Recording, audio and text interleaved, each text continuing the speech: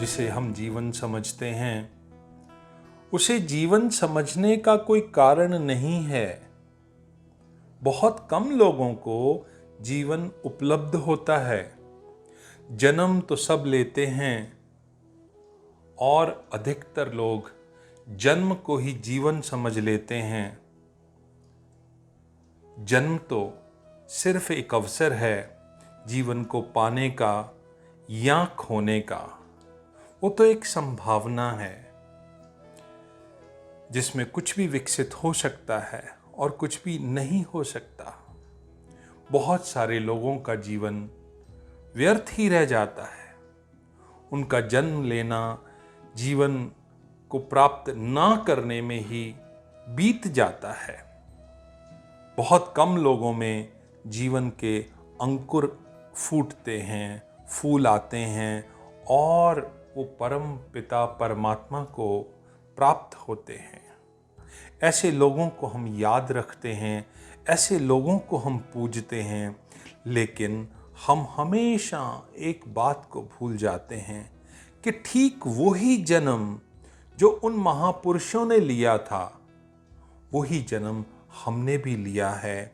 जो बीज वो महापुरुषों में था, वो बीज हम में भी है। जो संभावनाएं जन्म से जीवन की महापुरुषों में थी, वही संभावनाएं हम में भी हैं। इसे देखकर, सोचकर हमारा मन बहुत दुखी होता है और हम तरह तरह के रास्ते अपनाते हैं। हम इन महापुरुषों को, नानक को, महावीर को, बुद्ध को, कृष्ण को, क्राइस्ट को, सबको एक भगवान रूप मानना शुरू कर देते हैं। उन्हें भगवान, ईश्वर का पुत्र, तीर्थंकर, न जाने क्या क्या कहना शुरू कर देते हैं। परंतु हम अपने आप को अंधकार में रखते हैं, अपने भीतर परमात्मा को प्रकट नहीं होने देते। हम अपने जन्म को जीवन में बदलने की संभावनाओं का लगातार विनाश करते रहते हैं। जिस दिशा में हम चल रहे हैं, जो कर रहे हैं, वो एकदम गलत है। अब तक कोई परिवर्तन, कोई मोक्ष संभव नहीं होगा। जिसे हम जन्म कहते हैं, वो रोज रोज मरने से ज़्यादा और कुछ नहीं है। और लंबी मृत्यु को जीवन नहीं कहा जा सकता। माना एक आदमी 80 बरस तक मरता है। ये 80 बरस तक मरने की एक लंबी प्रक्रिया है। इस लंबी प्रक्रिया को भी हम जीवन समझकर चुप बैठ जाते हैं। कल आप जितने थे, उससे आज एक दिन कम हो गए। कल एक दिन और कम हो जाएगा। जिसे आप उम्र का बढ़ना जानते हैं, वो उम्र का घटना है। जिस दिन आप जन्मदिन मनाते हैं, वो केवल मृत्यु के करीब आने की खबर देता है।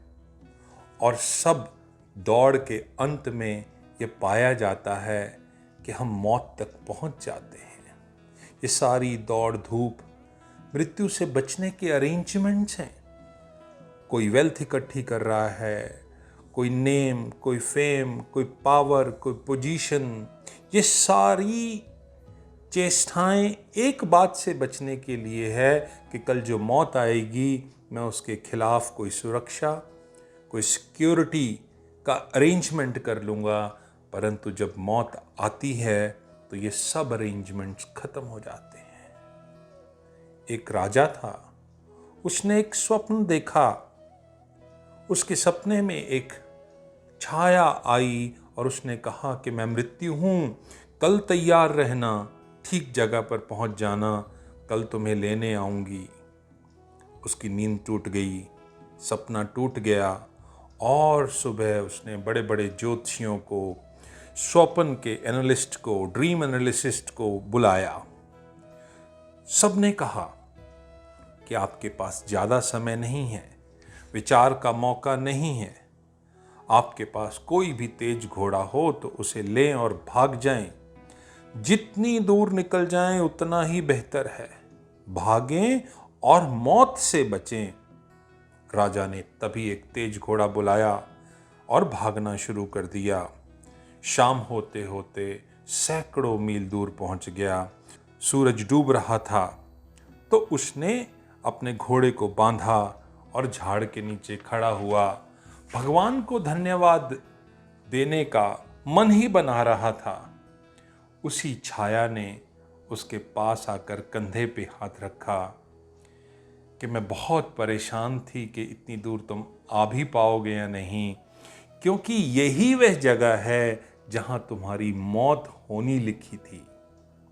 मैं तो हैरान थी कि ये कैसे संभव होगा, इतनी दूर कैसे आ पाओगे, लेकिन तुम ठीक से दौड़े और ठीक समय पर पहुंच गए। हम सब भी कैसे भी दौड़ें, एक दिन यह होगा, आपने सपना देखा हो या ना देखा हो कोई फर्क नहीं पड़ेगा। एक दिन होगा कि मौत आपको ठीक जगह ठीक समय पर मिल ही जाएगी। उसका मिलना तय है। हमारे भागने की दिशाएं अलग अलग हो सकती हैं, रास्ते अलग अलग हो सकते हैं, परंतु मौत को कोई फर्क नहीं पड़ेगा। और अंत में हम ये पाते हैं कि हम जिससे भाग रहे हैं उससे ही मुलाकात हो गई। उस दिन आप बहुत घबराएंगे। जिससे बचने के लिए आप भाग रहे थे, आप तो उसी की तरफ ही भाग रहे थे। मौत से बचने का कोई उपाय नहीं। हम कहीं भी भागें, मौत की तरफ भागते ही हैं। थोड़े ही लोग मनुष्य जाति की इतिहास में मौत से बचे हैं। उन्होंने जो किया हम बिल्कुल भी नहीं कर रहे हैं। इसीलिए जो आपने अभी तक तैयारी की है वो मौत की ही की है। आपका जो रास्ता तय है जन्म से जीवन का नहीं, जन्म से मृत्यु तक का है। आपको चाहे अच्छा लगे या बुरा, तथ्य और सत्य यही है कि हमारी सबकी तैयारी मौत की ही तैयारी है। तो क्या अर्थ है जीवन का? क्या कसौटी है? क्या ऐसा करें कि हमारा जीवन व्यर्थ ना जाए? एक ही बात, जब मौत सामने खड़ी हो, जो हमने कमाया हो अगर वो व्यर्थ ना हो जाए तो ये समझिएगा जन्म से जीवन को पाया।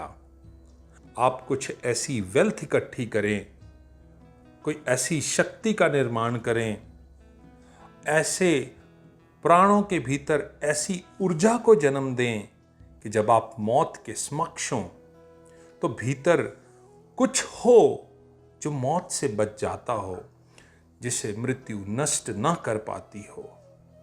ये हो सकता है और ये हुआ है, आज भी हो सकता है। हर एक के जन्म में जीवन का विकास हो सकता है, लेकिन ये आसमान से टपक कर नहीं होता। ना ये दान में मिलता है, ना इसकी चोरी की जा सकती है, ना ये छीना जा सकता है, ना ये किसी गुरु के चरणों में बैठ के इसे मुफ्त में पाया जा सकता है। ये किसी और से नहीं पाया जा सकता। इसे तो आपको अपने अंदर ही पैदा करना होगा। आपको अपने जन्म से जीवन में रूपांतरित करना होगा। आपको इसे खुद अपने श्रम से, अपने संकल्प से, अपनी पूर्ण शक्ति लगाकर इसे प्राप्त करना होगा। हमारे जन्म का बहुत समय बीत चुका।